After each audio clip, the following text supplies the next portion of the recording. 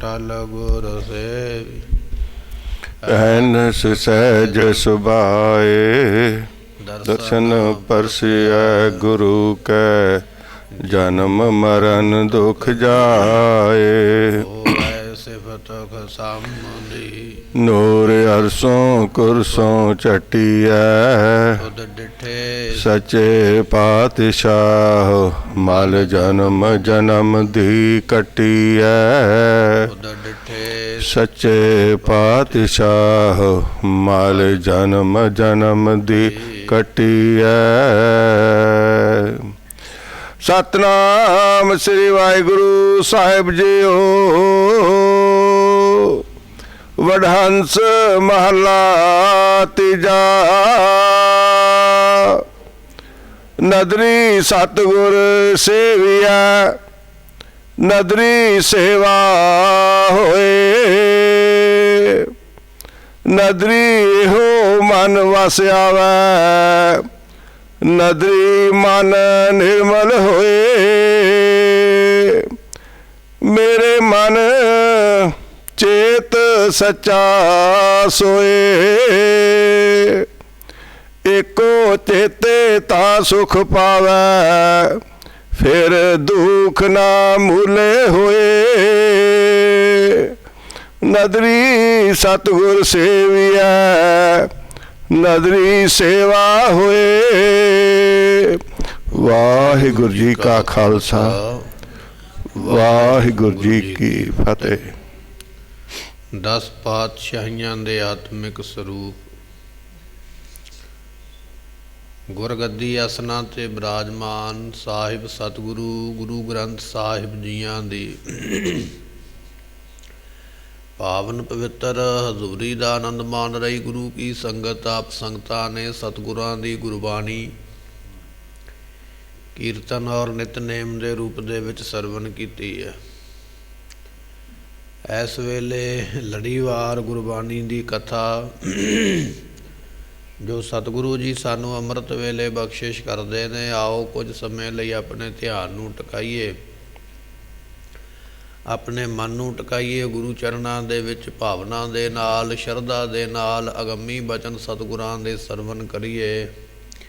ਮਿਲ ਕਰਕੇ ਆਖੀਏ ਸਤਨਾਮ ਸ੍ਰੀ ਵਾਹਿਗੁਰੂ ਸਾਹਿਬ ਜੀ। ਸਤਨਾਮ ਸ੍ਰੀ ਵਾਹਿਗੁਰੂ ਸਾਹਿਬ ਜੀਓ। ਵਡਹੰਸ ਮਹਲਾ ਤੀਜਾ। ਨਦਰੀ ਸਤਿਗੁਰ ਸੇਵੀਐ, ਨਦਰੀ ਸੇਵਾ ਹੋਏ। ਸਾਹਿਬ ਗੁਰੂ ਅਮਰਦਾਸ ਜੀਆਂ ਦਾ ਇਹ ਸ਼ਬਦ ਹੈ ਜੋ ਆਪਾਂ ਸਰਵਣ ਕਰ ਰਹੇ ਹਾਂ। ਸਤਿਗੁਰਾਂ ਨੇ ਇਸ ਸ਼ਬਦ ਨੂੰ 558 ਅੰਗ ਦੇ ਉੱਪਰ ਗੁਰੂ ਗ੍ਰੰਥ ਸਾਹਿਬ ਦੇ ਵਿੱਚ ਦਰਜ ਕੀਤਾ ਹੈ। ਮਹਾਰਾਜ ਸਾਹਿਬ ਜੀ ਬਖਸ਼ਿਸ਼ ਕਰਦੇ ਨੇ, ਨਦਰੀ ਸਤਿਗੁਰ ਸੇਵੀ ਹੈ। ਨਦਰੀ ਤੋਂ ਭਾਵ ਹੁੰਦਾ ਕਿਰਪਾ ਦ੍ਰਿਸ਼ਟੀ ਕਰਨ ਵਾਲੇ, ਕਿਰਪਾ ਦੇ ਨਾਲ ਤੱਕਣ ਵਾਲੇ ਜਿਹੜੇ ਸਤਿਗੁਰੂ ਨੇ। ਜਦੋਂ ਕਿਰਪਾ ਦੇ ਨਾਲ ਤੱਕਦੇ ਨੇ ਤਾਂ ਉਹਨਾਂ ਦੀ ਸੇਵਾ ਹੁੰਦੀ ਹੈ। ਗੁਰੂ ਦੀ ਸੇਵਾ ਗੁਰੂ ਦੀ ਕਿਰਪਾ ਬਿਨਾਂ ਨਹੀਂ ਹੋ ਸਕਦੀ। ਗੁਰੂ ਦੀ ਆਗਿਆ, ਗੁਰੂ ਦੀ ਰਜ਼ਾ, ਉਹਦੀ ਕਿਰਪਾ ਬਿਨਾਂ ਪ੍ਰਾਪਤ ਨਹੀਂ ਹੁੰਦਾ ਹੈ।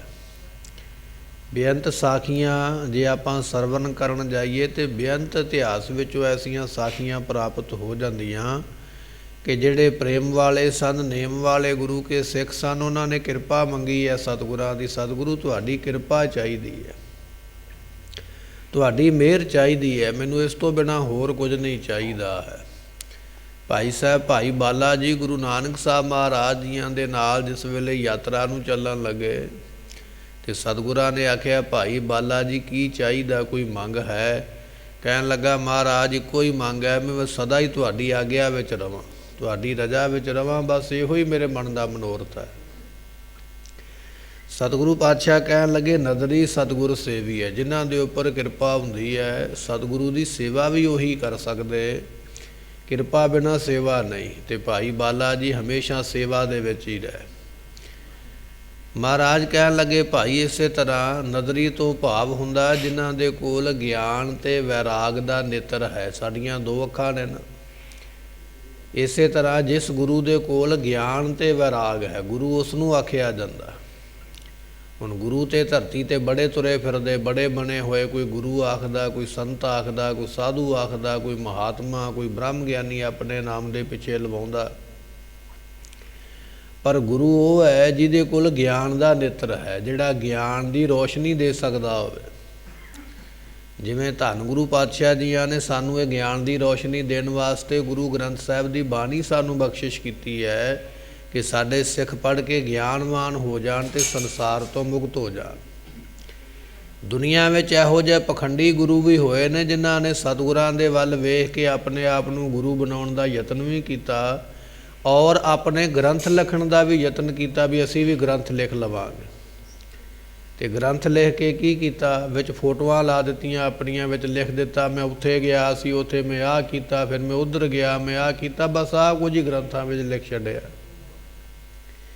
ਇਸ ਗੱਲ ਤੋਂ ਕਿਸੇ ਨੂੰ ਕੀ ਗਿਆਨ ਪ੍ਰਾਪਤ ਹੋਵੇਗਾ? ਕਈ ਪਖੰਡੀਆਂ ਨੇ ਕੋਸ਼ਿਸ਼ ਕੀਤੀ ਹੈ ਵੀ ਜਿਵੇਂ ਗੁਰੂ ਪਾਤਸ਼ਾਹ ਨੇ ਬਾਣੀ ਲਿਖੀ ਅਸੀਂ ਵੀ ਲਿਖੀਏ, ਪਰ ਗੁਰਬਾਣੀ ਤਾਂ ਕੇਵਲ ਨਿਰੰਕਾਰ ਦੀ ਸਿਫਤ ਹੈ ਅਤੇ ਸਾਨੂੰ ਗਿਆਨ ਦਿੰਦੀ ਹੈ। ਪਰ ਉਹਨਾਂ ਪਖੰਡੀਆਂ ਦੇ ਗ੍ਰੰਥਾਂ ਵਿੱਚ ਕੇਵਲ ਇਹੋ ਹੀ ਲਿਖਿਆ ਵੀ ਮੈਂ ਇੰਨੇ ਵਜੇ ਉੱਥੇ ਗਿਆ ਅਤੇ ਇੰਨੇ ਵਜੇ ਉੱਥੋਂ ਆਇਆ, ਜਾਂ ਆਪਣੀਆਂ ਫੋਟੋਆਂ ਲਾ ਛੱਡੀਆਂ ਵਿੱਚ ਉਹਦੇ। ਸਤਿਗੁਰੂ ਪਾਤਸ਼ਾਹ ਕਹਿੰਦੇ ਗੁਰੂ ਉਹ ਹੈ ਜਿਹਦੇ ਕੋਲ ਗਿਆਨ ਦਾ ਨੇਤਰ ਹੈ, ਜਿਹੜਾ ਗਿਆਨ ਅੱਗੇ ਦੇ ਸਕਦਾ ਹੋਵੇ, ਜਿਹੜਾ ਗਿਆਨ ਵੰਡ ਸਕਦਾ ਹੋਵੇ। ਬਚਨ ਆਪਾਂ ਪੜ੍ਹਦੇ ਹਾਂ ਕਿ ਪੂਰਾ ਪ੍ਰਭ ਆਰਾਧਿਆ ਪੂਰਾ ਜਾ ਕਾ ਨਾਉ, ਨਾਨਕ ਪੂਰਾ ਪਾਇਆ ਪੂਰੇ ਕੇ ਗੁਣ ਦਾ। ਜਿਹੜਾ ਪ੍ਰਮਾਤਮਾ ਆਪ ਸਾਰਿਆਂ ਥਾਵਾਂ 'ਤੇ ਪਰਿਪੂਰਨ ਹੈ, ਜਿਹੜਾ ਉਸ ਦਾ ਗਿਆਨ ਦੇ ਸਕੇ, ਗੁਰੂ ਉਸ ਨੂੰ ਆਖਿਆ ਜਾਂਦਾ ਹੈ। ਅਤੇ ਦੂਜਾ ਬਚਨ ਮਹਾਰਾਜ ਨੇ ਲਿਖਿਆ ਵੈਰਾਗ। ਵੈਰਾਗ ਤੋਂ ਭਾਵ ਹੁੰਦਾ ਸੰਸਾਰ ਦੇ ਪਦਾਰਥਾਂ ਦਾ ਮੋਹ ਛਡਵਾ ਦੇਣਾ, ਉਹਨੂੰ ਕਿਹਾ ਜਾਂਦਾ ਵੈਰਾਗ। ਅਤੇ ਇਹ ਵੈਰਾਗ ਦਾ ਨੇਤਰ ਵੀ ਗੁਰੂ ਦੇ ਕੋਲ ਹੀ ਹੈ, ਗੁਰੂ ਤੋਂ ਬਿਨਾਂ ਵੈਰਾਗ ਵੀ ਕਿਸੇ ਦੇ ਕੋਲ ਨਹੀਂ। ਅਤੇ ਆਪਣੇ ਕੋਲ ਇਤਿਹਾਸ ਹੈ ਨਾ ਸਤਿਗੁਰੂ ਪਾਤਸ਼ਾਹ ਜੀਆਂ ਦਾ। ਮਹਾਰਾਜ ਸਾਹਿਬ ਜੀਆਂ ਨੇ ਕਿਵੇਂ ਆਪਣੇ ਪੁੱਤਰਾਂ ਨੂੰ ਲਾਂਭੇ ਕਰਕੇ ਪਰੇ ਕਰਕੇ ਅਤੇ ਗੁਰਤਾ ਗੱਦੀ ਔਰ ਸਾਰਾ ਸਾਜੋ ਸਮਾਨ ਜਿੰਨੇ ਭੰਡਾਰੇ ਸਨ ਸੇਵਕਾਂ ਨੂੰ ਦਿੱਤੇ। ਗੁਰੂ ਦੇ ਕੋਲ ਵੈਰਾਗ ਦਾ ਨੇਤਰ ਹੈ।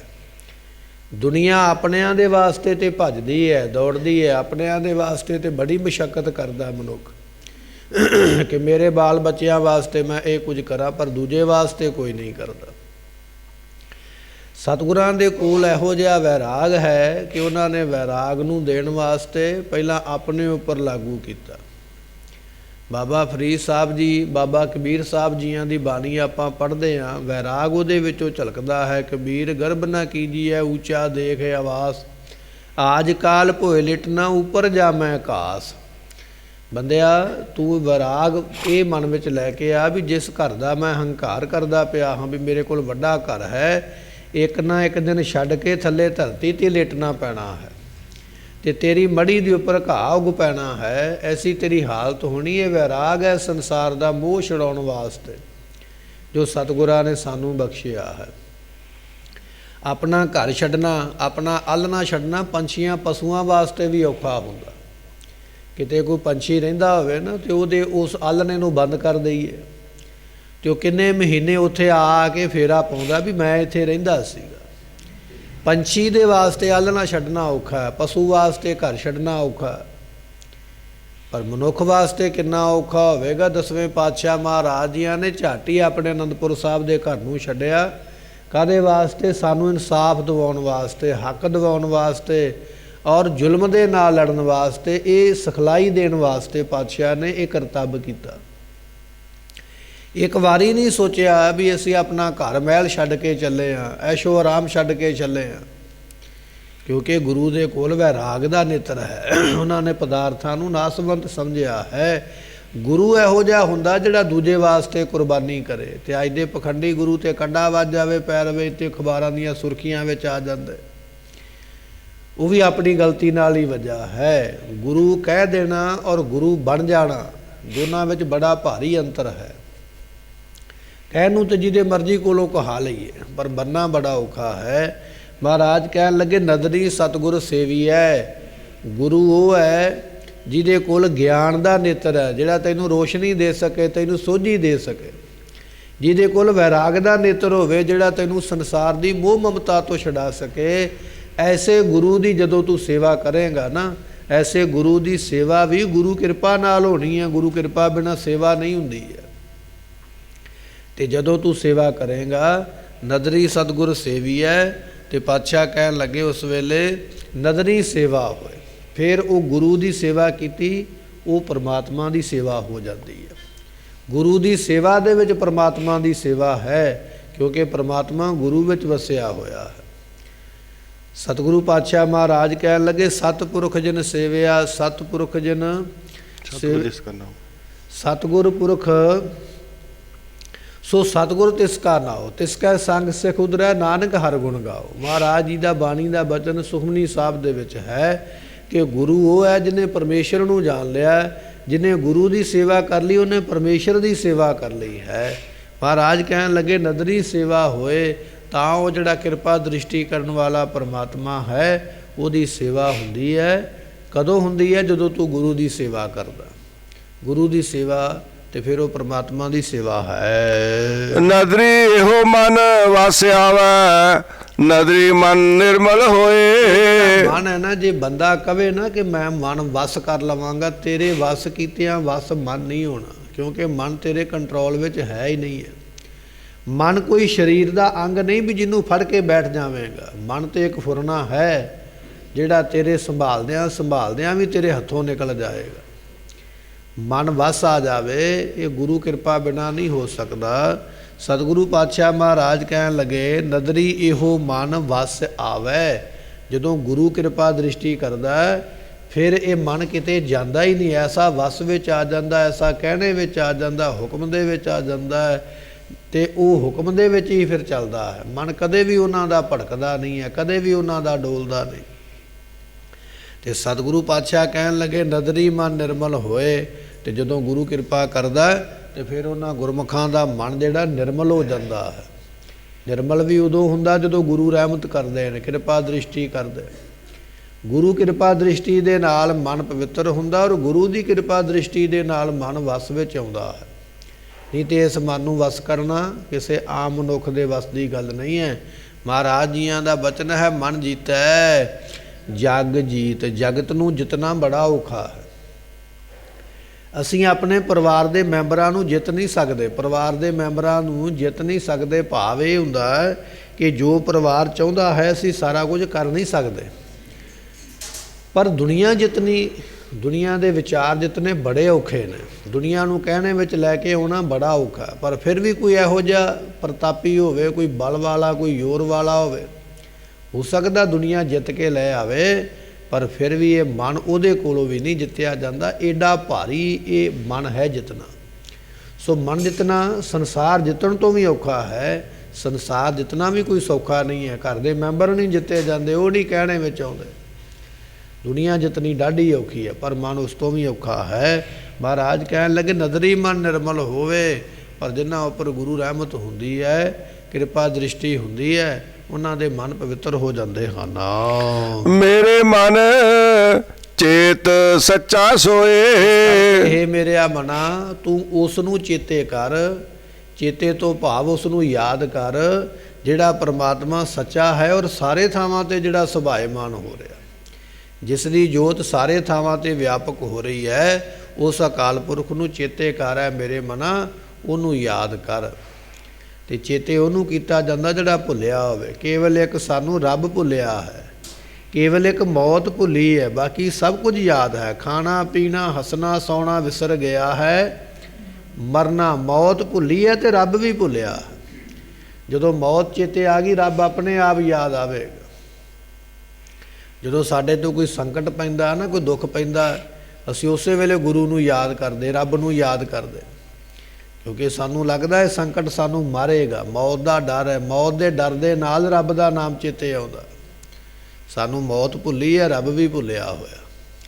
ਦੁਨੀਆ ਦੇ ਬਾਕੀ ਕੰਮ ਯਾਦ ਨੇ। ਮਹਾਰਾਜ ਕਹਿਣ ਲੱਗੇ ਮੇਰੇ ਮਨ ਚੇਤ ਹੈ, ਮੇਰਿਆ ਮਨਾ ਚੇਤੇ ਕਰ ਜਿਹਨੂੰ ਭੁੱਲਿਆ ਬੈਠਾ ਹੈ। ਕੌਣ ਹੈ ਉਹ? ਪਰਮਾਤਮਾ। ਉਸ ਨੂੰ ਚੇਤੇ ਕਰਨਾ ਕਰ।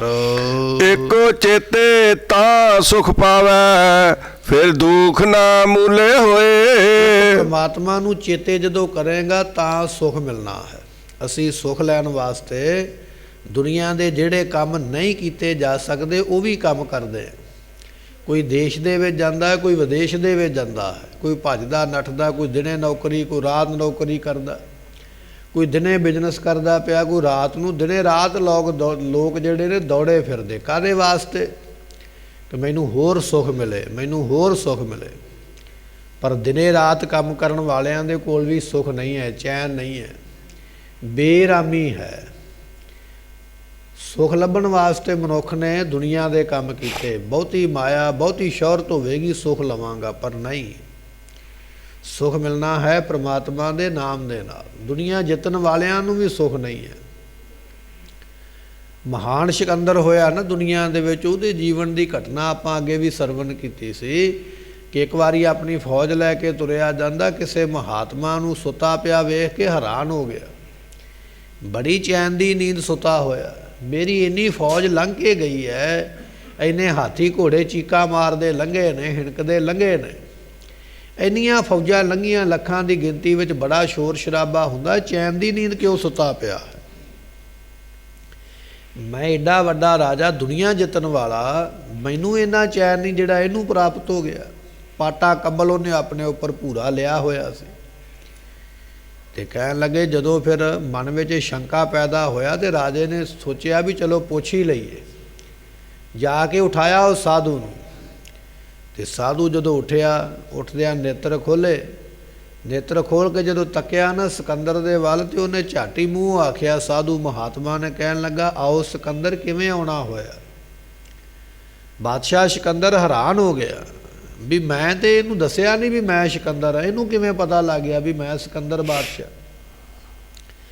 ਪਰ ਉਹ ਤੇ ਮੰਨਦੇ ਜਾਣਨ ਵਾਲੇ ਸਨ। ਫਿਰ ਦੂਜਾ ਖਿਆਲ ਬਾਦਸ਼ਾਹ ਦੇ ਮਨ ਵਿੱਚ ਆਇਆ, ਮੇਰੀ ਇੰਨੀ ਫੌਜ ਲੰਘ ਕੇ ਗਈ ਹੈ, ਹੋ ਸਕਦਾ ਕੋਈ ਸਿਪਾਹੀ ਦੱਸ ਗਿਆ ਹੋਵੇ ਵੀ ਪਿੱਛੇ ਸਿਕੰਦਰ ਆ ਰਿਹਾ, ਤਾਂ ਇਹਨੂੰ ਪਤਾ ਹੋਵੇਗਾ। ਹੈਰਾਨ ਕਰਨ ਵਾਲੀ ਗੱਲ ਨਹੀਂ ਹੈ, ਗੱਲ ਇਹ ਆ ਵੀ ਮੇਰਾ ਸਿਪਾਹੀ ਦੱਸ ਗਿਆ ਤੇ ਇਹਨਾਂ ਨੂੰ ਤਾਂ ਪਤਾ ਲੱਗਾ। ਚਲੋ ਉਹ ਤੇ ਖਿਆਲ ਮਨ ਵਿੱਚੋਂ ਚਲਾ ਗਿਆ। ਹੁਣ ਮਹਾਤਮਾ ਦਾ ਬਚਨ ਇਹ ਸੀ ਵੀ ਤੇਰਾ ਆਉਣਾ ਕਿਵੇਂ ਹੋਇਆ? ਤੂੰ ਇਹ ਸਿੰਧ ਦਰਿਆ ਪਾਰ ਕੀਤਾ ਹੈ, ਕਾਹਦੇ ਵਾਸਤੇ ਆਇਆ ਇੰਨਾ ਰਾਮ ਲਸ਼ਕਰ ਨਾਲ ਲੈ ਕੇ, ਫੌਜ ਲੈ ਕੇ? ਤੇ ਬੜੇ ਮਾਣ ਦੇ ਨਾਲ ਸਿਕੰਦਰ ਨੇ ਆਖਿਆ, ਕਹਿਣ ਲੱਗਾ, ਹਿੰਦੁਸਤਾਨ ਨੂੰ ਜਿੱਤਣ ਚੱਲਿਆ। ਤੇ ਜਦੋਂ ਇਹ ਗੱਲ ਆਖੀ ਤੇ ਮਹਾਤਮਾ ਨੇ ਫਿਰ ਅੱਗੋਂ ਸਵਾਲ ਕੀਤਾ, ਕਹਿਣ ਲੱਗਾ, ਜਦੋਂ ਹਿੰਦੁਸਤਾਨ ਨੂੰ ਜਿੱਤੇਗਾ ਫਿਰ ਕੀ ਕਰੇਗਾ? ਸਵਾਲ ਦਾ ਜਵਾਬ ਤੇ ਉਹਨੇ ਦੇ ਕੇ ਆਪਣੇ ਵੱਲੋਂ ਸੰਤੁਸ਼ਟੀ ਪੈਦਾ ਕੀਤੀ ਵੀ ਬਸ ਸਵਾਲ ਦਾ ਜਵਾਬ ਖਤਮ ਹੋ ਗਿਆ, ਵੀ ਹਿੰਦੁਸਤਾਨ ਨੂੰ ਜਿੱਤਣ ਚੱਲਿਆ। ਪਰ ਮਹਾਤਮਾ ਨੇ ਫਿਰ ਸਵਾਲ ਕੀਤਾ, ਕਹਿੰਦੇ, ਹਿੰਦੁਸਤਾਨ ਨੂੰ ਜਿੱਤ ਕੇ ਕੀ ਕਰੇਗਾ? ਫਿਰ ਕੀ ਕਰੇਗਾ? ਕਹਿਣ ਲੱਗਾ, ਫਿਰ ਕੀ ਕਰਨਾ, ਫਿਰ ਕਿਸੇ ਹੋਰ ਦੇਸ਼ ਨੂੰ ਫੌਜ ਚਾੜ ਦਿਆਂਗਾ, ਉਹਨੂੰ ਜਿੱਤਣ ਵਾਸਤੇ ਤੁਰਾਂਗਾ। ਤੇ ਮਹਾਤਮਾ ਨੇ ਫਿਰ ਸਵਾਲ ਕੀਤਾ, ਜਦੋਂ ਉਹ ਦੇਸ਼ ਜਿੱਤ ਲਏਗਾ ਫਿਰ ਕੀ ਕਰੇਗਾ? ਹੁਣ ਹੈਰਾਨ ਹੁੰਦਾ, ਮੇਰੇ ਸਵਾਲ ਵਿੱਚੋਂ ਸਵਾਲ ਕਰਦਾ ਪਿਆ। ਕਹਿਣ ਲੱਗਾ, ਫਿਰ ਉਹ ਵੀ ਦੇਸ਼ ਜਿੱਤਾਂਗਾ। ਕਹਿਣ ਤੋਂ ਭਾਵ ਵੀ ਸਾਰੀ ਦੁਨੀਆ ਹੀ ਜਿੱਤ ਕੇ ਮੈਂ ਹਟਾਂਗਾ। ਜਦੋਂ ਆਖਿਆ ਨਾ ਸਾਰੀ ਦੁਨੀਆ ਜਿੱਤਾਂਗਾ, ਤੇ ਮਹਾਤਮਾ ਨੇ ਫਿਰ ਸਵਾਲ ਕੀਤਾ, ਕਹਿਣ ਲੱਗੇ, ਪੂਰੀ ਦੁਨੀਆ ਜਿੱਤ ਕੇ ਫਿਰ ਕੀ ਕਰੇਗਾ? ਹੁਣ ਬੜਾ ਹੈਰਾਨ ਹੈ, ਮੈਂ ਸਵਾਲ ਦਾ ਜਵਾਬ ਕੀ ਦੇਵਾਂ? ਕਹਿਣ ਲੱਗਾ, ਫਿਰ ਕੀ ਕਰਨਾ? ਫਿਰ ਤੁਹਾਡੇ ਵਾਂਗੂ ਜਿਵੇਂ ਤੁਸੀਂ ਪਏ ਹੋ ਨਾ ਕੰਬਲ ਲੈ ਕੇ, ਬੜੀ ਸ਼ਾਂਤੀ ਦੇ ਨਾਲ, ਬੜੇ ਸੁੱਖ ਦੇ ਨਾਲ, ਬੜੇ ਚੈਨ ਦੇ ਨਾਲ, ਮੈਂ ਵੀ ਇਸ ਤਰ੍ਹਾਂ ਹੀ ਫਿਰ ਦੁਨੀਆ ਦੇ ਫਿਕਰ ਲਾ ਕੇ ਤੇ ਇਸ ਤਰ੍ਹਾਂ ਤੁਹਾਡੇ ਵਾਂਗੂ ਆਰਾਮ ਕਰਾਂਗਾ। ਤੇ ਮਹਾਤਮਾ ਹੱਸ ਪਏ, ਕਹਿਣ ਲੱਗੇ, ਸਾਰੀ ਦੁਨੀਆ ਵਿੱਚ ਬਿਪਤਾ ਪਾ ਕੇ, ਕਈ ਜੰਗਾਂ ਲੜ ਕੇ, ਕਈਆਂ ਨੂੰ ਮਾਰ ਕੇ, ਕਈਆਂ ਨੂੰ ਵਿਧਵਾ ਕਰਕੇ, ਕਈਆਂ ਨੂੰ ਅਨਾਥ ਕਰਕੇ, ਤੇ ਫਿਰ ਤੂੰ ਸੋਚਦਾ ਵੀ ਤੈਨੂੰ ਚੈਨ ਦੀ ਨੀਂਦ ਆਵੇਗੀ? ਤੂੰ ਸਾਡੇ ਵਾਂਗੂ ਬੇਫਿਕਰ ਬੇਖੌਫ ਹੋ ਕੇ ਸੌਂ ਸਕੇਂਗਾ?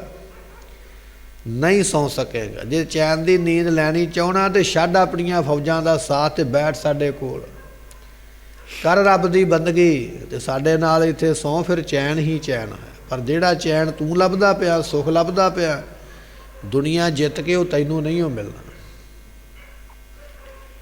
ਭਾਵ ਇਹ ਹੈ, ਵੱਡੇ ਵੱਡੇ ਬਾਦਸ਼ਾਹ ਜਿਹੜੇ ਨੇ ਇੱਕ ਦੇਸ਼ ਤੋਂ ਦੂਜੇ ਦੇਸ਼ ਉੱਪਰ ਫੌਜਾਂ ਚਾੜਦੇ ਨੇ, ਮੈਨੂੰ ਹੋਰ ਸੁੱਖ ਮਿਲੇ, ਪਰ ਸੁੱਖ ਮਿਲਦਾ ਨਹੀਂ। ਸੁੱਖ ਕਿਵੇਂ ਮਿਲਦਾ ਹੈ?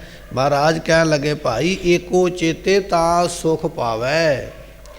ਇੱਕ ਰੱਬ ਦੇ ਨਾਮ ਨੂੰ ਚੇਤੇ ਕਰੇਗਾ, ਸੁੱਖ ਤਾਂ ਮਿਲਣਾ।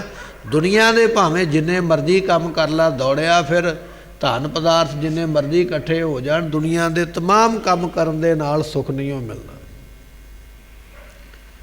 ਕਹਿ ਨਾਨਕ ਸੁਨੋ ਸੰਤੋ ਸ਼ਬਦ ਧਰੋ ਪਿਆਰੋ ਸਾਚਾ ਨਾਮ ਮੇਰਾ।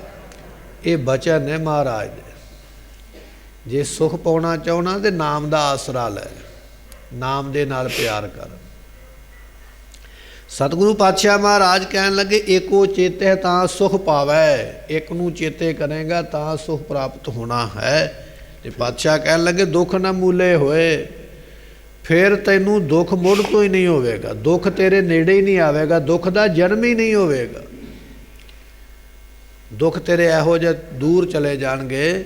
ਤੇ ਸਾਹਿਬ ਕੀ ਟੇਕ ਨਾਨਕ ਮਨੈ ਮਾਹੇ, ਜਿਸ ਸਿਮਰਤ ਸੁਖ ਹੋਏ ਸਗਲੇ ਦੁਖ ਜਾਹੇ। ਬਾਣੀ ਦਾ ਬਚਨ ਤੂੰ ਸ਼ਾਮ ਨੂੰ ਪੜਿਆ। ਪਰ ਦੁੱਖ ਜਾਣਗੇ ਤੇ ਸਗਲੇ ਸੁਖ, ਸਾਰੇ ਸੁਖ ਮਿਲਣਗੇ। ਕਿਵੇਂ? ਤੇ ਇਸ ਸਾਹਿਬ ਕੀ ਟੇਕ, ਉਹ ਜਿਹੜਾ ਸਾਹਿਬ ਪਰਮਾਤਮਾ ਹੈ ਨਾ, ਉਹਦੀ ਟੇਕ ਰੱਖ। ਟੇਕ ਤੋਂ ਭਾਵ ਹੁੰਦਾ ਉਹਦੀ ਸ਼ਰਨ ਵਿੱਚ ਜਾ, ਉਹਦੇ ਤੇ ਭਰੋਸਾ ਰੱਖ। ਤੇ ਇਸ ਸਾਹਿਬ ਕੀ ਟੇਕ, ਜਦੋਂ ਉਹ ਸਾਹਿਬ ਮਾਲਕ ਪਰਮਾਤਮਾ ਦੀ ਟੇਕ ਰੱਖੇਗਾ, ਭਰੋਸਾ ਰੱਖੇਗਾ, ਤੇ ਸਾਹਿਬ ਕੀ ਟੇਕ ਨਾਨਕ ਮਨੈ ਮਾਹੇ, ਆਪਣੇ ਮਨ ਦੇ ਵਿੱਚ। ਤੇ ਫਿਰ ਜੇ ਸਿਮਰਤ ਸੁਖ ਹੋਏ, ਉਹਨੂੰ ਸਿਮਰਦਿਆਂ ਸੁਖ ਮਿਲੇਗਾ। ਸਗਲੇ ਦੁੱਖ ਜਾਹੇ, ਤੇਰੇ ਦੁੱਖ ਚਲੇ ਜਾਣਗੇ। ਮਹਾਰਾਜ ਕਹਿਣ ਲੱਗੇ ਦੁੱਖ ਨਾ ਮੂਲੇ ਹੋਏ, ਨਾਮ ਜਪੇਗਾ ਤੇ ਮੁੱਢ ਤੋਂ ਹੀ ਕਦੇ ਵੀ ਤੈਨੂੰ ਦੁੱਖ ਨਹੀਂ ਮਿਲੇਗਾ। ਨਾਮ ਐਸਾ ਸੁਖ ਦਿੰਦਾ ਹੈ। ਰਹਾਉ ਨਦਰੀ ਮਾਰਕਾ ਜੀਵੀਐ, ਨਦਰੀ ਸ਼ਬਦ ਵਸੇ ਮਨ ਆਏ। ਸੰਸਾਰ ਵੱਲ ਜਿਉਂਦੇ ਆ, ਨਿਰੰਕਾਰ ਦੇ ਵੱਲ ਮਰੇ ਹੋਏ ਆ, ਉਲਟੇ ਚੱਲਦੇ ਆ। ਸੰਸਾਰ ਵਿੱਚ ਜਿਉਣਾ ਚਾਹੁੰਦੇ ਆ, ਸਾਨੂੰ ਕੋਈ ਬੁਲਾਵੇ, ਸਾਡੇ ਨਾਲ ਕੋਈ ਗੱਲ ਕਰੇ, ਸਾਡੇ ਨਾਲ ਕੋਈ ਨੱਚੇ ਕੁੱਦੇ, ਅਸੀਂ ਦੁਨੀਆ ਵਿੱਚ ਜਿਉਂਦੇ ਆ। ਪਰ ਜਦੋਂ ਨਿਰੰਕਾਰ ਦੀ ਗੱਲ ਆਉਂਦੀ ਹੈ ਵੀ ਰੱਬ ਦਾ ਨਾਮ ਜਪਣਾ, ਫਿਰ ਅਸੀਂ ਰਜਾਈ ਉੱਪਰ ਲੈ ਕੇ ਸੌਂ ਜਾਂਦੇ ਹਾਂ। ਮਰੇ ਹੀ ਹੋਏ ਨਾ ਰੱਬ ਵੱਲੋਂ। ਬਾਬਾ ਫਰੀਦ ਸਾਹਿਬ ਜੀ ਦੇ ਬਚਨ ਨੇ, ਕਹਿਣ ਲੱਗੇ ਪਿਛਲ ਰਾਤ ਨਾ ਜਾਗੇ ਹੋਏ ਜੀ ਵੰਦੜੋ ਮੋਏ ਹੋਏ। ਮਰਨਾ ਕੀ ਹੈ? ਜਿਹੜਾ ਰੱਬ ਨੂੰ ਭੁਲਾਉਣਾ ਹੈ। ਫਰੀਦ ਸਾਹਿਬ ਜੀ ਕਹਿਣ ਲੱਗੇ ਪਿਛਲੀ ਰਾਤ ਅੰਮ੍ਰਿਤ ਵੇਲੇ ਨਹੀਂ ਨਾ ਉੱਠਿਆ, ਤੇ ਬੰਦਿਆ ਤੂੰ ਜਿਉਂਦਾ ਮਰੇ ਦੇ ਬਰਾਬਰ ਹੈ। ਮਰਿਆ ਮੁਰਦਾ ਵੀ ਪਿਆ ਰਹਿੰਦਾ, ਤੂੰ ਵੀ ਮੰਜੇ ਤੇ ਪਿਆ ਹੋਇਆ। ਸਤਿਗੁਰੂ ਪਾਤਸ਼ਾਹ ਜੀਆਂ ਦਾ ਫਰਮਾਨ ਹੈ, ਕਹਿਣ ਲੱਗੇ ਤੂੰ ਦੁਨੀਆ ਦੇ ਵੱਲ ਜਿਉਂਦਾ, ਤੈਨੂੰ ਖਾਣਾ ਚੰਗਾ ਲੱਗਦਾ, ਕੁੱਦਣਾ ਚੰਗਾ ਲੱਗਦਾ, ਗੱਲਬਾਤ ਕਰਨੀ ਚੰਗੀ ਲੱਗਦੀ ਹੈ। ਪਰ ਜਦੋਂ ਨਿਰੰਕਾਰ ਦੀ ਗੱਲ ਆਉਂਦੀ ਹੈ ਵੀ ਨਾਮ ਜਪਣਾ, ਤੈਨੂੰ ਨੀਂਦ ਆਉਂਦੀ ਹੈ, ਤੈਨੂੰ ਦਲਿੱਦਰ ਪੈਂਦਾ, ਤੈਨੂੰ ਜਾਗ ਨਹੀਂ ਆਉਂਦੀ। ਅਸੀਂ ਦੁਨੀਆ ਵੱਲ ਜਿਉਂਦੇ ਹਾਂ, ਨਿਰੰਕਾਰ ਦੇ ਵੱਲੋਂ ਅਸੀਂ ਮਰੇ ਹੋਏ ਹਾਂ। ਪਰ ਮਹਾਰਾਜ ਇੱਥੇ ਉਲਟਾ ਕਹਿ ਰਹੇ ਨੇ। ਮਹਾਰਾਜ ਤੇ ਸਿੱਧਾ ਕਹਿ ਰਹੇ ਨੇ, ਅਸੀਂ ਉਲਟਾ ਉਹਨੂੰ ਸਮਝਦੇ ਹਾਂ। ਸਤਿਗੁਰੂ ਪਾਤਸ਼ਾਹ ਕਹਿਣ ਲੱਗੇ ਨਦਰੀ ਮਰ ਕੇ ਜੀਵੀ ਹੈ। ਜਦੋਂ ਗੁਰੂ ਕਿਰਪਾ ਦ੍ਰਿਸ਼ਟੀ ਕਰਦਾ ਹੈ, ਫਿਰ ਬੰਦਾ ਦੁਨੀਆ ਵੱਲੋਂ ਮਰ ਜਾਂਦਾ।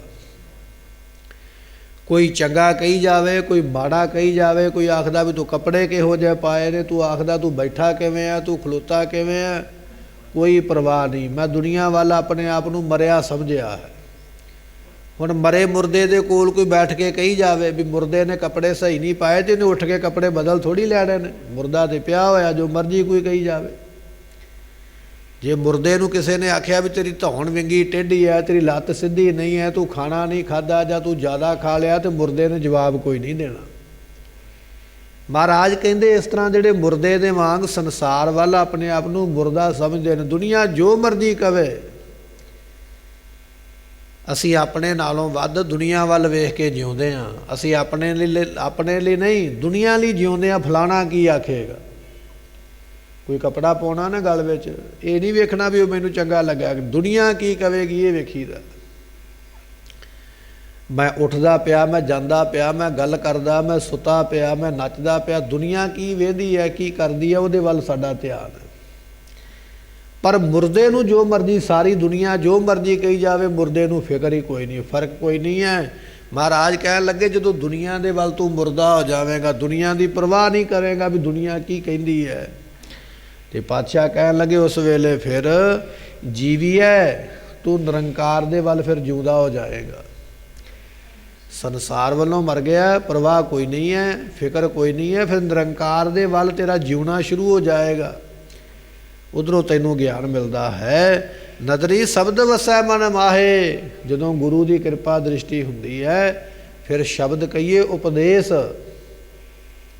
ਤੇਰੇ ਮਨ ਵਿੱਚ ਵਸੇਗਾ, ਤੇ ਸ਼ਬਦ ਕਹੀਏ ਬ੍ਰਹਮ, ਉਹ ਪਰਮਾਤਮਾ ਬ੍ਰਹਮ ਤੇਰੇ ਹਿਰਦੇ ਵਿੱਚ ਵਸ ਜਾਏਗਾ।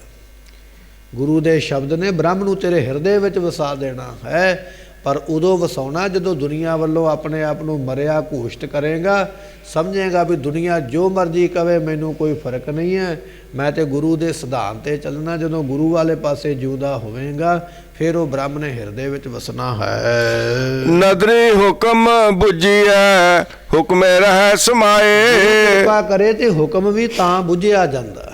ਕਹਿਣਾ ਮੰਨਣਾ ਆਪਾਂ ਕਹਿ ਦਿੰਦੇ ਆ ਵੀ ਕਹਿਣਾ ਮੰਨਣਾ ਚਾਹੀਦਾ, ਗੁਰੂ ਦੇ ਕਹਿ ਮੁਤਾਬਕ ਚੱਲਣਾ ਚਾਹੀਦਾ, ਪਰ ਸਾਡੇ ਕੋਲ ਕੇਵਲ ਇਹ ਸ਼ਬਦ ਹੀ ਨੇ ਕਹਿਣ ਵਾਸਤੇ, ਮਨ ਕਰਕੇ ਮੰਨਿਆ ਕੋਈ ਨਹੀਂ, ਨਾ ਮੰਨਿਆ ਜਾਂਦਾ ਸਾਡੇ ਕੋਲ। ਪਰ ਜਿਨ੍ਹਾਂ ਦੇ ਉੱਪਰ ਗੁਰੂ ਕਿਰਪਾ ਦ੍ਰਿਸ਼ਟੀ ਕਰਦਾ ਨਾ, ਹੁਕਮ ਵੀ ਉਹਨਾਂ ਨੇ ਬੁੱਝਿਆ ਹੈ। ਹੁਕਮ ਦੇ ਵਿੱਚ ਵੀ ਉਹ ਹੀ ਨੇ, ਭਾਣੇ ਦੇ ਵਿੱਚ ਵੀ ਉਹ ਹੀ ਨੇ। ਮਹਾਰਾਜ ਨੇ ਲੱਖਾਂ ਦਾ ਇਕੱਠ ਕੀਤਾ ਅਨੰਦਪੁਰ ਸਾਹਿਬ ਦੀ ਧਰਤੀ ਤੇ, ਆਖਿਆ ਇੱਕ ਸੀਸ ਦੀ ਲੋੜ ਹੈ। ਲੱਖਾਂ ਦੇ ਇਕੱਠ ਵਿੱਚੋਂ ਸਾਰਿਆਂ ਨੇ ਆਖਿਆ ਲਓ ਇਹਨਾਂ ਨੂੰ ਕੀ ਹੋ ਗਿਆ। ਸਾਰਿਆਂ ਨੇ ਗੁਰੂ ਦੀ ਨਿੰਦਿਆ ਕੀਤੀ ਉੱਥੇ ਬੈਠਿਆਂ, ਕਹਿਣ ਲੱਗੇ ਅੱਗੇ 9 ਗੁਰੂ ਹੋਏ ਉਹਨਾਂ ਦੇ ਸਿਰ ਮੰਗਿਆ ਨਹੀਂ, ਇਹ ਵੱਖਰਾ ਹੀ ਕੰਮ ਕਰਨ ਲੱਗੇ ਵੀ ਸਿਰ ਚਾਹੀਦਾ। ਤੇ ਕਈਆਂ ਨੇ ਉੱਠ ਕੇ ਜਿਹੜੇ ਬਹੁਤੇ ਸਿਆਣੇ ਬਣਦੇ ਸਨ, ਮਾਤਾ ਗੁਜਰੀ ਜੀ ਨੂੰ ਜਾ ਕੇ ਦੱਸਿਆ, ਕਹਿਣ ਲੱਗੇ ਤੁਹਾਡੇ ਪੁੱਤਰ ਦੇ ਦਿਮਾਗ ਦੇ ਵਿੱਚ ਫਰਕ ਪੈ ਗਿਆ, ਜਿਉਂਦੇ ਬੰਦਿਆਂ ਨੂੰ ਵੱਢਣ ਦੀ ਗੱਲ ਕਰਦਾ ਪਿਆ। ਤੇ ਕਈ ਸਲਾਹਕਾਰ ਇਹੋ ਜਿਹੇ ਸਨ, ਕਹਿਣ ਲੱਗੇ ਪੁੱਤਰ ਨੂੰ ਛੇਤੀ ਨਾਲ ਗੁਰਤਾ ਗੱਦੀ ਤੋਂ ਥੱਲੇ ਉਤਾਰੋ ਤੇ ਆਪਣੇ ਪੋਤਰੇ ਨੂੰ ਬਾਬਾ ਅਜੀਤ ਸਿੰਘ ਨੂੰ ਗੁਰਤਾ ਗੱਦੀ ਤੇ ਬਿਠਾਓ, ਨਹੀਂ ਤੇ ਇਹ ਵੱਢਣ ਕੱਟਣ ਦਾ ਕੰਮ ਸ਼ੁਰੂ ਹੋ ਗਿਆ ਤੇ ਸਿੱਖ ਭੱਜ ਜਾਣਗੇ। ਇਹੋ ਜਿਹੇ ਸਲਾਹਕਾਰ ਵੀ ਉੱਥੇ ਜੰਮ ਪਏ। ਸਤਿਗੁਰੂ ਪਾਤਸ਼ਾਹ ਮਹਾਰਾਜ ਕਹਿੰਦੇ ਨੇ, ਕਹਿਣ ਲੱਗੇ ਭਾਈ ਬਚਨ ਇਹ ਹੈ, ਗੁਰੂ ਦਾ ਹੁਕਮ ਮੰਨਣ ਵਾਸਤੇ ਲੱਖਾਂ ਦੀ ਗਿਣਤੀ ਵਿੱਚੋਂ ਇੱਕ ਬੰਦਾ ਉੱਠ ਕੇ ਗਾਂਹ ਹੋਇਆ।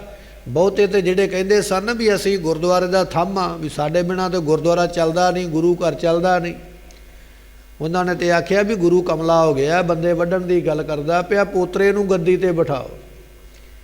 ਪਰ ਜਿਹੜਾ ਸਿਦਕ ਵਾਲਾ ਸੀ ਨਾ, ਭਰੋਸੇ ਵਾਲਾ, ਉਹਨੇ ਉੱਠ ਕੇ ਆਖਿਆ ਮਹਾਰਾਜ ਸਰੀਰ ਵੀ ਤੁਹਾਡਾ, ਸਿਰ ਵੀ ਤੁਹਾਡਾ, ਮੈਂ ਤੇ ਹੁਕਮ ਦੇ ਵਿੱਚ ਰਜਾ ਦੇ ਵਿੱਚ ਆ, ਤੇ ਮਹਾਰਾਜ ਭੇਟ ਹੈ ਤੁਹਾਡੇ ਅੱਗੇ ਮੇਰਾ ਸੀ। ਸਤਿਗੁਰ ਆਗਿਆ ਸੀਸ ਭੇਟ ਦਿਓ, ਜੇ ਸਤਿਗੁਰ ਸੱਚ ਹੈ ਭਾਵੈ ਬਾਣੀ ਦਾ ਬਚਨ ਹੈ। ਤੇ ਆਪਣਾ ਸੀਸ ਭੇਟ ਕੀਤਾ, ਖੁਸ਼ੀ ਪ੍ਰਾਪਤ ਕੀਤੀ। ਕਹਿਣ ਲੱਗੇ ਭਾਈ ਬਚਨ ਇਹ ਹੈ ਵੀ ਨਦਰੀ ਸਤਿਗੁਰ ਬੁੱਝੀਐ, ਗੁਰੂ ਕਿਰਪਾ ਕਰੇ ਹੁਕਮ ਵੀ ਤਾਂ ਬੁੱਝਿਆ ਜਾਂਦਾ ਹੈ। ਨਹੀਂ ਤੇ ਲੱਖਾਂ ਦੀ ਗਿਣਤੀ ਵਿੱਚੋਂ ਇੱਕ ਬੰਦਾ ਹੀ ਉੱਠਿਆ, ਬਾਕੀ ਭੱਜ ਗਏ, ਦੌੜ ਗਏ, ਲੁੱਗ ਗਏ। ਤੇ ਜਿਹੜੇ ਹੁਕਮ ਬੁੱਝ ਲੈਂਦੇ ਹੁਕਮੈ ਰਹਿ ਸਮਾਏ, ਗੁਰਮੁਖੋ ਹੁਕਮ ਦੇ ਵਿੱਚ ਫਿਰ ਉਹ ਐਸੇ ਜੇ ਸਮਾ ਜਾਂਦੇ, ਇਹੋ ਜਿਹੇ ਲਿਵਲੀਨ ਹੋ ਜਾਂਦੇ, ਹੁਕਮ ਤੋਂ ਬਾਹਰ ਹੀ ਕੋਈ ਕੰਮ ਨਹੀਂ ਕਰਦੇ ਹਨ। ਜਿਨ ਜੇਵਾ ਹਰ ਰਸ ਨਾ ਚਖਿਓ, ਸਾ ਜੇਵਾ ਜਲ ਜਾਓ। ਇਸ ਬੰਦੇ ਨੇ ਆਪਣੀ ਜ਼ੁਬਾਨ ਦੇ ਨਾਲ ਗੁਰੂ ਦੇ ਨਾਮ ਦੇ ਰਸ ਨੂੰ ਨਹੀਂ ਨਾ ਚਖਿਆ, ਸਵਾਦ ਨਹੀਂ ਨਾ ਲਿਆ ਨਾਮ ਦਾ, ਬਾਣੀ ਦਾ, ਜ਼ੁਬਾਨ ਦੇ ਨਾਲ। ਤੇ ਪਾਤਸ਼ਾਹ ਕਹਿਣ ਲੱਗੇ ਸਾ ਜਿਹਵਾ ਜਲ ਜਾਓ, ਉਹਦੀ ਤੇ ਜ਼ੁਬਾਨ ਹੀ ਫਿਰ ਸੜ ਜਾਵੇ, ਕੀ ਕਰਨਾ ਇਹੋ ਜਿਹੀ ਜ਼ੁਬਾਨ ਦਾ। ਇਹ ਗੁਰੂ ਅਮਰਦਾਸ ਦੇ ਬਚਨ ਨੇ। ਜਿਹਨੇ ਜ਼ੁਬਾਨ ਦੇ ਨਾਲ ਉੱਠ ਕੇ ਜਪਜੀ ਸਾਹਿਬ ਦਾ ਪਾਠ ਨਹੀਂ ਕੀਤਾ, ਜਿਹਨੇ ਵਾਹਿਗੁਰੂ ਮੰਤਰ ਦਾ ਚਿੰਤਨ ਨਹੀਂ ਕੀਤਾ, ਜਿਹਨੇ ਸੁਖਮਨੀ ਸਾਹਿਬ ਦਾ ਪਾਠ ਨਹੀਂ ਉਹ ਕੀਤਾ, ਜਿਹਨੇ ਬਾਣੀ ਨਹੀਂ ਪੜ੍ਹੀ ਹੈ, ਨਿਤਨੇਮ ਨਹੀਂ ਕੀਤਾ, ਪਾਤਸ਼ਾਹ ਕਹਿਣ ਲੱਗੇ ਐਸਾ ਜਿਹੜਾ ਵਿਅਕਤੀ ਹੈ ਉਹਦੀ ਜ਼ੁਬਾਨ ਤੇ ਸੜੀ ਜਾਵੇ, ਫਿਰ ਕੀ ਕਰਨਾ ਉਸ ਜ਼ੁਬਾਨ ਦਾ। ਬਾਬਾ ਫਰੀਦ ਸਾਹਿਬ ਜੀ ਕਹਿਣ ਲੱਗੇ ਫਰੀਦਾ ਜੋ ਸਿਰ ਸਾਈ ਨਾ ਨਿਵੈ ਸੋ ਸਿਰ ਕੀਜੈ ਕਾਹੇ, ਕੁੰਨੈ ਹੇਠ ਜਲਾਈਐ ਬਾਲਨ ਸੰਧੈ ਥਾਏ। ਇਹ ਬਚਨ ਹੈ ਬਾਣੀ ਦਾ। ਜਿਹੜਾ ਸਿਰ ਗੁਰੂ ਅੱਗੇ ਝੁਕਿਆ ਨਹੀਂ, ਜਿਹੜੇ ਕੰਨਾਂ ਵਿੱਚ ਗੁਰੂ ਦੀ ਬਾਣੀ ਪਈ ਨਹੀਂ, ਜਿਸ ਜ਼ੁਬਾਨ ਨੇ ਬਾਣੀ ਪੜ੍ਹੀ ਨਹੀਂ, ਜਿਸ ਅੱਖਾਂ ਨੇ ਗੁਰੂ ਦੇ ਦਰਸ਼ਨ ਕੀਤੇ ਨਹੀਂ, ਉਸ ਸਿਰ ਦਾ ਕੀ ਕਰਨਾ। ਕਹਿੰਦੇ ਸਿਰ ਲਾ ਕੇ ਤੇ ਚੁੱਲ੍ਹੇ ਵਿੱਚ ਪਾ ਦਿਓ, ਕੁੰਨੈ ਹੇਠ ਜਲਾਈਏ, ਤੌੜੀ ਦੇ ਥੱਲੇ ਸਾੜ ਦਿਓ ਸਿਰ ਨੂੰ, ਲੱਕੜਾਂ ਦੀ ਥਾਂ 'ਤੇ। ਕਿਹੜੇ ਸਿਰ ਨੂੰ? ਜਿਸ ਸਿਰ ਦੇ ਵਿੱਚ ਅੱਖਾਂ ਫਿੱਟ ਕੀਤੀਆਂ ਰੱਬ ਨੇ, ਪਰ ਅੱਖਾਂ ਨੇ ਗੁਰੂ ਦਾ ਦਿਦਾਰਾ ਨਹੀਂ ਕੀਤਾ। ਜਿਸ ਸਿਰ ਦੇ ਵਿੱਚ ਰੱਬ ਨੇ ਕੰਨ ਲਾਏ ਨੇ, ਪਰ ਕੰਨਾਂ ਨੇ ਗੁਰੂ ਦਾ ਸ਼ਬਦ ਕੋਈ ਨਹੀਂ ਸੁਣਿਆ। ਜਿਸ ਸਿਰ ਦੇ ਵਿੱਚ ਰੱਬ ਨੇ ਜ਼ੁਬਾਨ ਲਾ ਛੱਡੀ ਹੈ, ਮੂੰਹ ਦੇ ਵਿੱਚ ਉਹਨੇ ਨਹੀਂ ਪੜ੍ਹਿਆ, ਉਹਦੇ ਇਬਾਦਤ ਨੂੰ ਨਹੀਂ ਕੀਤਾ, ਬੰਦਗੀ ਨਹੀਂ ਕੀਤੀ, ਕੀ ਕਰਨਾ ਇਹੋ ਜਿਹੀ ਜ਼ੁਬਾਨ ਦਾ। ਸਤਿਗੁਰੂ ਪਾਤਸ਼ਾਹ ਕਹਿਣ ਲੱਗੇ ਇਹੋ ਦੀ ਜ਼ੁਬਾਨ ਤੇ ਜਲ ਜਾਵੇ, ਸੜ ਜਾਵੇ, ਜਿਹਨੇ ਨਾਮ ਦਾ ਰਸ ਨਹੀਂ ਲਿਆ ਹੈ। ਅਨ ਰਸ ਸਾਦੇ ਲਗ ਰਹੀ, ਦੁੱਖ ਪਾਇਆ ਦੂਜੇ ਭਾਏ। ਜ਼ੁਬਾਨ ਹੈ ਨਾ ਸਾਡੀ ਹੋਰਾਂ ਸਵਾਦਾਂ ਦੇ ਰਸਾਂ ਵਿੱਚ ਲੱਗੀ ਹੋਈ ਹੈ। ਸਵਾਦ ਇੰਨਾ ਹੈ ਜ਼ੁਬਾਨ ਨੂੰ ਕਿ ਕੋਈ ਪਦਾਰਥ ਸਾਡੀ ਮਨਪਸੰਦ ਦਾ ਬਣਿਆ ਹੋਵੇ ਤੇ ਮੂੰਹ ਦੇ ਵਿੱਚੋਂ ਗਿੱਠ ਲੰਮੀ ਲਾਲ ਥੱਲੇ ਸੁੱਟਦੀ ਹੈ, ਹਾਏ ਇਹ ਕਿਉਂ ਨਹੀਂ ਮੈਨੂੰ ਮਿਲਿਆ। ਖਾਂਦਿਆਂ ਖਾਂਦਿਆਂ ਉਮਰਾਂ ਨਿਕਲ ਗਈ ਹੈ, ਸਾਰੀ ਉਮਰ ਖਾਂਦਾ ਰਿਹਾ, ਪਰ ਜ਼ੁਬਾਨ ਨੇ ਹਾਲੇ ਨਹੀਂ ਆਖਿਆ ਵੀ ਬਸ। ਨਵਾਂ ਕੋਈ ਪਦਾਰਥ ਬਣਿਆ ਹੈ ਨਾ ਤੇ ਜੀ ਕਰਦਾ ਖਾਵਾਂ, ਖਾਧਾ ਨਹੀਂ ਜਾਂਦਾ ਪਰ ਜੀ ਕਰਦਾ ਪਿਆ, ਜ਼ੁਬਾਨ ਕਹਿੰਦੀ ਹੈ ਵੀ ਲਿਆ। ਤੇ ਜਦੋਂ ਬੰਦੇ ਨੂੰ ਮਧੂਮੇਹ ਹੋ ਜਾਂਦਾ ਨਾ, ਸ਼ੂਗਰ ਹੋ ਜਾਂਦੀ ਹੈ, ਡਾਕਟਰ ਆਖਦੇ ਮਿੱਠਾ ਨਾ ਖਾਈ ਮਰ ਜਾਏਗਾ, ਪਰ ਜ਼ੁਬਾਨ ਨੂੰ ਹੋਰ ਚਸਕਾ ਲੱਗ ਜਾਂਦਾ। ਜ਼ੁਬਾਨ ਕਹਿੰਦੀ ਵੀ ਲਿਆ, ਮਰਨਾ ਮਨਜ਼ੂਰ ਹੈ ਪਰ ਖਾਣਾ ਛੱਡਣਾ ਮਨਜ਼ੂਰ ਨਹੀਂ ਹੈ। ਸਤਿਗੁਰੂ ਪਾਤਸ਼ਾਹ ਕਹਿਣ ਲੱਗੇ ਜਦੋਂ ਹੋਰਾਂ ਸਵਾਦਾਂ ਵਿੱਚ ਲੱਗੇਗਾ ਉਦੋਂ ਤੈਨੂੰ ਕੀ ਪ੍ਰਾਪਤ ਹੋਣਾ ਹੈ? ਰੱਬ ਦਾ ਸਵਾਦ ਨਹੀਂ ਆਉਣਾ। ਦੁੱਖ ਪਾਇਆ ਦੂਜੇ ਭਾਏ, ਦਵੈਤ ਵਿੱਚ ਲਾ ਕੇ ਤੇ ਦੁੱਖ ਪ੍ਰਾਪਤ ਹੁੰਦੇ ਹਨ। ਸਭਨਾ ਨਜ਼ਰ ਏਕ ਹੈ, ਆਪੇ ਫਰਕ ਕਰੇ। ਸਾਰਿਆਂ ਦੇ ਉੱਪਰ ਪਰਮਾਤਮਾ ਦੀ ਇੱਕੋ ਹੀ ਨਜ਼ਰ ਹੈ, ਸਾਰਿਆਂ ਨੂੰ ਬਰਾਬਰ ਵੇਖਦਾ ਪਿਆ। ਪਰ ਸਵਾਲ ਇੱਥੇ ਪੈਦਾ ਇਹ ਹੁੰਦਾ ਹੈ, ਜੇ ਰੱਬ ਸਾਰਿਆਂ ਨੂੰ ਇੱਕ ਅੱਖ ਦੇ ਨਾਲ ਬਰਾਬਰ ਵੇਖਦਾ ਪਿਆ ਹੈ, ਕੋਈ ਦੁਖੀ ਹੈ, ਕੋਈ ਸੁਖੀ ਹੈ, ਕੋਈ ਰੋਂਦਾ ਪਿਆ, ਕੋਈ ਹੱਸਦਾ ਪਿਆ, ਫਿਰ ਸਾਰਿਆਂ ਨੂੰ ਬਰਾਬਰ ਸੁੱਖ ਕਿਉਂ ਨਹੀਂ ਮਿਲਦਾ ਪਿਆ? ਸਾਰੇ ਕਿਉਂ ਨਹੀਂ ਹੱਸਦੇ ਪਏ? ਰੋਂਦੇ ਵਿੱਚ ਕੁਝ ਕਿਉਂ ਪਏ ਨੇ? ਕੋਈ ਦੁਖੀ ਕਿਉਂ ਨੇ? ਜੇ ਰੱਬ ਸਾਰਿਆਂ ਨੂੰ ਬਰਾਬਰ ਵੇਖਦਾ। ਮਹਾਰਾਜ ਲਿਖਦੇ ਪਏ, ਕਹਿਣ ਲੱਗੇ ਸਭਨਾ ਨਜ਼ਰ ਏਕ ਹੈ, ਸਾਰਿਆਂ ਦੇ ਉੱਪਰ ਪਰਮਾਤਮਾ ਦੀ ਇੱਕੋ ਹੀ ਨਜ਼ਰ ਹੈ। ਤੇ ਜੇ ਵੇਖਣ ਵਾਲਾ ਇੱਕ ਹੈ ਸਾਰਿਆਂ ਨੂੰ, ਤੇ ਫਿਰ ਸੁੱਖ ਵੀ ਤੇ ਬਰਾਬਰ ਹੀ ਚਾਹੀਦੇ ਨੇ, ਹੱਸਣਾ ਖੇਡਣਾ ਵੀ ਬਰਾਬਰ ਹੋਣਾ ਚਾਹੀਦਾ, ਪਰ ਹੋ ਨਹੀਂ ਰਿਹਾ ਦੁਨੀਆ ਦੇ ਵਿੱਚ। ਮਹਾਰਾਜ ਕਾਰਨ ਕੀ ਹੈ? ਪਾਤਸ਼ਾਹ ਕਹਿਣ ਲੱਗੇ ਕਾਰਨ ਇਹ ਹੈ, ਉਸ ਪਰਮਾਤਮਾ ਨੇ ਫਰਕ ਪਾਇਆ ਬੰਦੇ ਦੇ ਕਰਮਾਂ ਦਾ। ਵੇਂਦਾ ਬਰਾਬਰ ਹੀ ਹੈ, ਪਰ ਤੁਹਾਡੇ ਕਰਮਾਂ ਦਾ ਸੁੱਖ ਤੁਹਾਨੂੰ ਮਿਲਣਾ। ਜਿਹੋ ਜਿਹਾ ਕੋਈ ਕਰਮ ਕਰਦਾ ਉਹੋ ਜਿਹਾ ਸੁੱਖ ਹੈ, ਜਿਹੋ ਜਿਹਾ ਕੋਈ ਕਰਮ ਕਰਦਾ ਉਹੋ ਜਿਹਾ ਦੁੱਖ ਹੈ। ਇਹ ਦੁੱਖ ਤੇ ਸੁੱਖ ਅਸੀਂ ਕਰਮਾਂ ਦਾ ਲੈ ਰਹੇ ਹਾਂ। ਪਰਮਾਤਮਾ ਬਰਾਬਰ ਹੀ ਹੈ ਸਾਰਿਆਂ ਦੇ ਨਾਲ, ਉਹ ਕਿਸੇ ਨਾਲ ਵਾਧਾ ਘਾਟਾ ਨਹੀਂ ਕਰਦਾ। ਜੇ ਵਾਧਾ ਘਾਟਾ ਹੋ ਰਿਹਾ ਸਾਡੇ ਕਰਮਾਂ ਦਾ ਹੋ ਰਿਹਾ। ਕਰਮ ਕੌਣ ਕਰਦਾ? ਅਸੀਂ ਆਪ ਕਰਦੇ ਪਏ। ਆਪਣੇ ਕਰਮਾਂ ਮੁਤਾਬਕ ਅਸੀਂ ਦੁਖੀ ਤੇ ਸੁਖੀ ਹੋ ਰਹੇ ਹਾਂ। ਨਾਨਕ ਸਤਿਗੁਰ ਮਿਲਿਆ, ਫਲ ਪਾਇਆ ਨਾਮ ਵਡਾਈ ਦੇ। ਗੁਰੂ ਨੂੰ ਪ੍ਰਾਪਤ ਹੋਏ ਨੇ, ਸਤਿਗੁਰੂ ਨੂੰ ਆ ਕੇ ਮਿਲੇ ਨੇ, ਉਹਨਾਂ ਨੂੰ ਪ੍ਰਾਪਤ ਹੋਇਆ ਨਾਮ, ਨਾਮ ਦਾ ਫਲ ਉਹਨਾਂ ਨੂੰ ਮਿਲਿਆ। ਹੁਣ ਕਿਵੇਂ ਪਤਾ ਲੱਗੇ ਵੀ ਨਾਮ ਦਾ ਫਲ ਮਿਲਿਆ? ਮਹਾਰਾਜ ਕਹਿਣ ਲੱਗੇ ਵਡਾਈ ਦੇ। ਰੱਬ ਉਹਨਾਂ ਨੂੰ ਵਡਿਆਈ ਦਿਵਾਉਂਦਾ। ਜਿਹਨੂੰ ਵਡਿਆਈ ਦਿਵਾਉਂਦਾ ਪਿਆ ਸਮਝ ਲੈ ਵੀ ਉਹਨੂੰ ਨਾਮ ਦਾ ਫਲ ਮਿਲਿਆ ਹੋਇਆ। ਐਸੀ ਬਖਸ਼ਿਸ਼ ਕਰਦੇ ਹਨ। ਵਡਹੰਸ ਮਹੱਲਾ ਤੀਜਾ, ਮਾਇਆ ਮੋਹ ਗੁਬਾਰ ਹੈ, ਗੁਰ ਬਿਨ ਗਿਆਨ ਨਾ ਹੋਈ। ਮਾਇਆ ਦਾ ਮੋਹ ਜਿਹੜਾ ਨਾ, ਇਹ ਇੰਨਾ ਘੁੱਪ ਹਨੇਰਾ ਜਿਹਦੇ ਵਿੱਚ ਦਿਸਣਾ ਮੁਸ਼ਕਲ ਹੋ ਜਾਂਦਾ। ਕਈ ਵਾਰੀ ਇੰਨਾ ਗਾੜਾ ਹਨੇਰਾ ਸਾਡੇ ਘਰ ਵਿੱਚ ਹੋ ਜਾਂਦਾ, ਸਾਡੇ ਹੱਥਾਂ ਦੀ ਰੱਖੀ ਹੋਈ ਚੀਜ਼ ਨਹੀਂ ਸਾਨੂੰ ਲੱਭਦੀ। ਹੱਥ ਕਿਤੇ ਮਾਰੀਦਾ, ਵੱਜਦਾ ਕਿਤੇ ਆ ਜਾ ਕੇ। ਸਤਿਗੁਰੂ ਕਹਿਣ ਲੱਗੇ ਜਿਹੜੀ ਦੁਨੀਆ ਹੈ ਨਾ, ਇਹਦੇ ਵਿੱਚ ਭਾਈ ਮਾਇਆ ਦਾ ਇਹੋ ਜਿਹਾ ਘੁੱਪ ਹਨੇਰਾ ਬਣਿਆ ਵੀ ਲੱਭਦਾ ਹੀ ਕੁਝ ਨਹੀਂ, ਵੀ ਕਰਨਾ ਕੀ ਹੈ ਤੇ ਹੁੰਦਾ ਕੁਝ ਹੈ। ਮਾਇਆ ਨੇ ਮੋਹ ਹੀ ਇਹੋ ਜਿਹਾ ਪਾ ਛੱਡਿਆ। ਵੱਡੇ ਵੱਡੇ ਜਤੀ ਸਤੀ ਰਿਖੀ ਮੁਨੀ ਸਾਧੂ ਸੰਤ ਡੇਰੇਦਾਰ ਸਭ ਨੂੰ ਆਪਣੇ ਵਿੱਚ ਉਲਝਾਈ ਬੈਠੀ ਹੈ ਮਾਇਆ ਮੋਹ। ਮਾਇਆ ਮਨੋ ਨ ਵਿਸਰੈ, ਮੰਗੈ ਦਮਾ ਦਮ। ਸੋ ਪ੍ਰਭ ਚਿਤ ਨ ਆਵਈ, ਨਾਨਕ ਨਹੀਂ ਕਰਮ। ਮਾਇਆ ਨੂੰ ਹਰ ਸਾਹ ਦੇ ਨਾਲ ਮੰਗਦਾ, ਹਾਏ ਮਾਇਆ, ਹਾਏ ਮਾਇਆ। ਪਰ ਮਹਾਰਾਜ ਨੂੰ ਪੁੱਛਿਆ ਸਤਿਗੁਰੂ ਜੀ ਰੱਬ ਕਿਉਂ ਨਹੀਂ ਚੇਤੇ ਆਉਂਦਾ? ਤੇ ਸਤਿਗੁਰੂ ਪਾਤਸ਼ਾਹ ਕਹਿਣ ਲੱਗੇ ਸੋ ਪ੍ਰਭ ਚਿਤ ਨ ਆਵਈ, ਨਾਨਕ ਨਹੀਂ ਕਰਮ। ਇਹਦੇ ਕਰਮਾਂ ਵਿੱਚ ਉਹ ਦਾਤ ਹੀ ਨਹੀਂ ਲਿਖੀ ਰੱਬ ਨੇ ਵੀ ਰੱਬ ਚੇਤੇ ਆਵੇ, ਤਾਂ ਨਹੀਂ ਚੇਤੇ ਆਇਆ। ਮਾਇਆ ਦੇ ਮੋਹ ਦੇ ਘੁੱਪ ਹਨੇਰੇ ਵਿੱਚ ਪਿਆ ਹੋਇਆ ਹੈ। ਗੁਰ ਬਿਨ ਗਿਆਨ ਨਾ ਹੋਈ, ਗੁਰੂ ਬਿਨਾ ਰੋਸ਼ਨੀ ਨਹੀਂ ਹੋਣੀ, ਗੁਰੂ ਬਿਨਾ ਗਿਆਨ ਨਹੀਂ ਹੋਣਾ, ਗੁਰੂ ਬਿਨਾ ਸੋਝੀ ਨਹੀਂ ਹੁੰਦੀ ਹੈ। ਸ਼ਬਦ ਲੱਗੇ ਤਿਨ ਬੁੱਝਿਆ, ਦੂਜੇ ਪਰ ਜੁਗ ਗੋਈ। ਸ਼ਬਦ ਦੇ ਨਾਲ ਲੱਗੇ ਨੇ, ਉਪਦੇਸ਼ ਦੇ ਨਾਲ ਲੱਗੇ ਨੇ, ਉਹਨਾਂ ਨੇ ਬੁੱਝਿਆ, ਉਹਨਾਂ ਨੇ ਜਾਣ ਲਿਆ ਪਰਮੇਸ਼ਰ ਨੂੰ।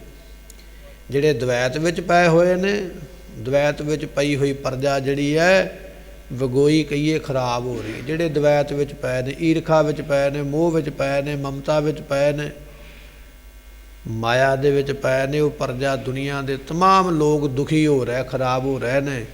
ਸੁਖੀ ਉਹ ਨੇ ਜਿਨ੍ਹਾਂ ਨੇ ਪਰਮੇਸ਼ਰ ਦੇ ਨਾਮ ਨੂੰ ਜਪਿਆ ਹੈ। ਮਨ ਮੇਰੇ ਗੁਰਮਤਿ ਕਰਨੀ ਸਾਰ, ਮਨਾ ਗੁਰਮਤਿ ਗੁਰੂ ਦੀ ਮਤ ਲੈ, ਗੁਰ ਕੀ ਮਤ ਤੂੰ ਲੇਹ ਇਆਨੇ, ਭਗਤ ਬਿਨਾ ਬਹੁ ਡੂਬੇ ਸਿਆਣੇ। ਐ ਮੇਰਿਆ ਮਨਾ ਗੁਰਮਤਿ ਗੁਰੂ ਦੀ ਮਤ ਲੈ ਕੇ ਕਰਨੀ ਸਾਰ, ਜਿਹੜੀ ਕਰਨੀ ਸ੍ਰੇਸ਼ਟ ਹੈ ਨਾ, ਸ੍ਰੇਸ਼ਟ ਕਰਨੀ ਪ੍ਰਮਾਤਮਾ ਦਾ ਨਾਮ, ਉਹ ਕਰਨੀ ਕਰ, ਉਹ ਕੰਮ ਕਰ। ਪਰ ਉਹ ਕੰਮ ਤਾਂ ਹੋਣਾ ਜਦੋਂ ਗੁਰੂ ਦੀ ਮਤ ਲੈਂਦਾ ਹੈ। ਸਦਾ ਸਦਾ ਹਰ ਪ੍ਰਭ ਰਵੈ, ਤਾਂ ਪਾਵੈ ਮੋਖ ਦੁਆਰ।